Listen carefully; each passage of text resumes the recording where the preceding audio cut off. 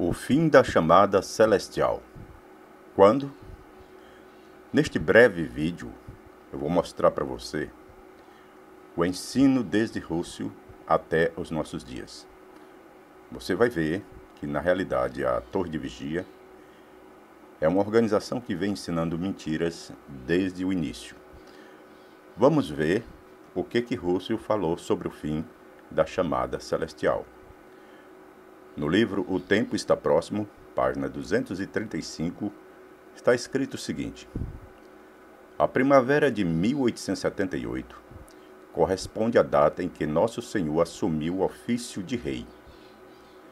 E os 3 anos e meio que se seguiram à primavera de 1878, que terminou em outubro de 1881, correspondem aos 3 anos e meio de favor continuado a judeus individuais na última metade de sua 70ª semana de favor.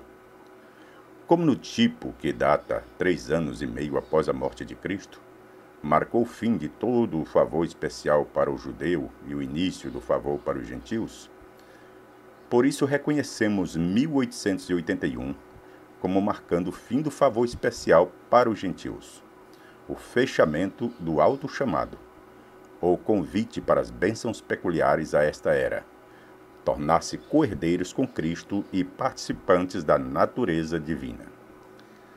Então aqui nós observamos que Rússio ensinou que o fim da chamada para ser co-herdeiro com Cristo, ou o fim da chamada celestial, o fim para se participar da natureza divina, terminou em 1881. Então este foi o ensino de Rússio, que o fim para a chamada celestial terminou em 1881. Como sabemos, Rússio morreu em 1916. E no ano de 1917, assumiu o juiz Rutherford. E no ano de 1917, então, foi lançado o livro O Mistério Consumado. E veja o que diz esse livro, O Mistério Consumado, na página 64. Diz assim: o despertar dos santos adormecidos, em 1878, ocorreu apenas a meio caminho entre o início dos tempos de restituição em 1874 e o encerramento da chamada Suprema em 1881. Nossa posição é que a glorificação do pequeno rebanho na primavera de 1918 estará a meio caminho entre o fim dos tempos dos gentios e o fim do caminho celestial em 1921. Então, neste livro, é afirmado que o fim da chamada suprema, ou chamada para ser co-herdeiro com Cristo, terminou em 1881. Então aqui é dito que, na primavera de 1918, estará a meio caminho entre o fim dos tempos dos gentios e o fim do caminho celestial, em 1921. Então eles acreditavam que, até o ano de 1921, aconteceria o fim da chamada celestial e os ungidos que estivessem vivos seriam então arrebatados. Como sabemos, isso não aconteceu. E no ano de 1927 foi mudado o ensino de Rússio. Agora o ensino é que a ressurreição dos ungidos aconteceu em 1918 e não em 1878, como ensinou Rússio. E então, com essa mudança de ensino, também houve uma mudança de entendimento com relação ao fim da chamada celestial. Vejamos o que diz o livro Seja Deus Verdadeiro, na página 298, edição em inglês de 1946. Diz assim: tendo Deus um tempo fixo para cada propósito, o seu tempo para dar às criaturas na terra a oportunidade de se alinharem para uma recompensa celestial tem sido desde o ano 29 depois de Cristo até, principalmente, 1931, chamado de Dia da Salvação. Começou com Jesus no Jordão e agora está desaparecendo rapidamente. Durante este tempo, a esperança celestial foi dada a conhecer a todos que se consagraram a Deus. Então notem que aqui, neste livro, Seja Deus Verdadeiro, página 298, é dito que o fim da chamada celestial terminou em 1931. Então, agora é uma nova data, não é mais 1881, mas 1931. Então aqui é o fim da chamada celestial, segundo a Organização das Testemunhas de Jeová. Mas em 1966, o ensino do fim da chamada celestial foi mudado novamente. Agora o fim da chamada celestial não é mais o ano de 1931, mas o ano de 1935. Vejamos o que diz o livro Vida Eterna na Liberdade dos Filhos de Deus, páginas 148 e 149. Este livro foi publicado em 1966. Diz assim: que significava este batismo e o recolhimento de tais outras ovelhas desde 1934? Significava, evidentemente, que naquele tempo, os 144 mil chamados ao reino celestial já tinham sido escolhidos e que sobrava na terra apenas um restante destes ungidos para o reino. Como indicação disso, houve em 31 de maio de 1935 uma revelação de verdade acerca destas outras ovelhas. Então aqui eles dizem que a revelação de verdade acerca das outras ovelhas, em 1935, indicou que neste ano terminou a chamada celestial. Então a chamada celestial já não seria mais em 1931, mas em 1935. Então este foi o ensino a partir de 1966. Agora nós vamos observar que atualmente é ensinado que ainda não terminou a chamada celestial. Na revista A Sentinela, de 1º de maio de 2007, na página 31, diz o seguinte: quando termina a chamada de cristãos para a esperança celestial? Então diz: a Bíblia não dá uma resposta precisa a essa pergunta. Sabemos que a unção dos discípulos de Jesus, com o objetivo de receber uma herança celestial, começou em 33, era de Cristo. Por muitos anos, acreditava-se que a chamada para o reino celestial tinha terminado em 1931 e que os que foram convidados para ser herdeiros com Cristo em 1930 e 1931 eram os últimos a serem chamados. Depois de 1966, acreditava-se que a chamada celestial havia terminado em 1935. Isso pareceu confirmar-se pelo fato de que quase todos os que foram batizados depois de 1935 professavam ter esperança terrestre. Por outro lado, com o passar dos anos, alguns cristãos que se batizaram depois de 1935 receberam do Espírito Santo o testemunho de que têm a esperança celestial. Sendo assim, parece que não podemos especificar uma data para o fim da chamada de cristãos para a esperança celestial.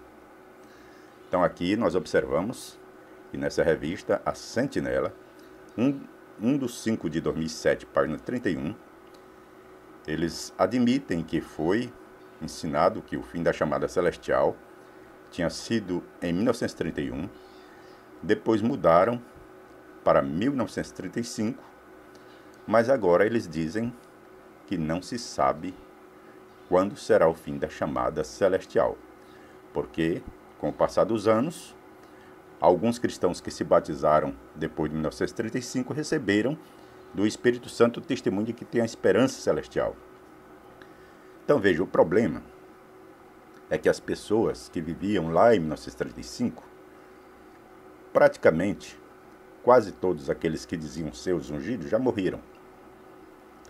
E é interessante que os que fazem parte do atual corpo governante nenhum deles viveram antes de 1935. Todos foram batizados depois de 1935. Então, nenhum membro do corpo governante atual poderia fazer parte dos ungidos, porque eles foram batizados depois de 1935, quando a chamada celestial já tinha terminado. É interessante que quando eu fui batizado em 1980, segundo os relatórios da Torre de Vigia, existia no mundo cerca de 9.000 ungidos. Então a tendência era diminuir, porque era ensinado que o fim da chamada celestial tinha sido em 1935. Então a tendência era cada ano ir diminuindo. Mas só que, com o passar do tempo, esse número foi aumentando. E atualmente já passa de 20.000 que diz ser ungido, que participa do pão e do vinho lá na ceia das Testemunhas de Jeová. Então, é por isso que eles agora dizem que não há mais como se saber quando será o fim da chamada celestial. Interessante que eles se baseiam para dizer que são ungidos em Romanos 8, 16 e 17, onde eles dizem que ali o Espírito dá testemunho de que eles são filhos de Deus. Só que se você for ler com atenção o capítulo 8 de Romanos, você vai ver que ali está sendo feito um contraste dos que vivem na carne e dos que vivem no Espírito. O apóstolo Paulo mostra claramente que os que vivem na carne não estão obedecendo a Deus. Já os que vivem no Espírito são filhos de Deus. Então, se somente os que fazem parte dos 144.000 são filhos de Deus, vivem no Espírito, significa que a grande multidão não vivem no Espírito, vivem na carne. E os que vivem na carne não agradam a Deus, mas agradam ao diabo. Vamos ver alguns versículos do capítulo 8 de Romanos sobre este assunto. Aqui no capítulo 8, versículo 1, começa dizendo: portanto, agora nenhuma condenação há para os que estão em Cristo Jesus, que não andam segundo a carne, mas segundo o Espírito. Então, os que andam segundo o Espírito, eles são de Jesus, e para estes não há nenhuma condenação. Mas os que andam segundo a carne. O versículo 5 diz assim: porque os que são segundo a carne inclinam-se para as coisas da carne, mas os que são segundo o Espírito, para as coisas do Espírito. Porque a inclinação da carne é morte, mas a inclinação do Espírito é vida e paz. Então, se só os 144.000 estão vivendo segundo o Espírito, então a grande multidão está na carne, e a inclinação da carne é morte. O versículo 8 diz: portanto, os que estão na carne não podem agradar a Deus. Então a grande multidão não agrada a Deus, porque não está vivendo no Espírito, não tem o Espírito. Então, estão segundo a carne, não podem agradar a Deus. E o versículo 9 diz: mas vós, porém, não estáis na carne, mas no Espírito, se é que o Espírito de Deus habita em vós. Mas se alguém não tem o Espírito de Cristo, esse tal não é dele. Então, se a grande multidão não tem o Espírito, não tem o Espírito de Cristo, então não são de Cristo. Se vivem na carne, estão agradando ao diabo, não a Cristo, não a Deus. O versículo 14 ainda diz: porque todos que são guiados pelo Espírito de Deus, esses são filhos de Deus. Então, somente os que são guiados pelo Espírito de Deus, pelo Espírito Santo de Deus, são filhos de Deus. Os que são guiados segundo a carne são filhos do diabo. É o que o texto vem explicando claramente. E o versículo 16 diz: o mesmo Espírito testifica com o nosso Espírito que somos filhos de Deus. Então, quem tem o testemunho do Espírito é filho de Deus. Agora, quem está segundo a carne é filho do diabo. É isso que Paulo mostra aqui no capítulo 8 de Romanos. Ele faz um contraste dos que vivem segundo a carne e dos que vivem segundo o Espírito.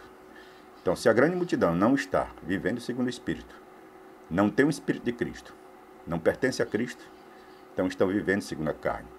E os que estão vivendo segundo a carne não pertencem a Cristo, pertencem a Satanás, o diabo. Essa é que é a verdade. Então aqui, observamos, resumidamente, que esse ensino de que a chamada celestial terminou em 1881, segundo Russell, foi mudado depois para o ano de 1931. Depois foi mudado para o ano de 1935. E agora não se sabe mais quando terminará a chamada celestial.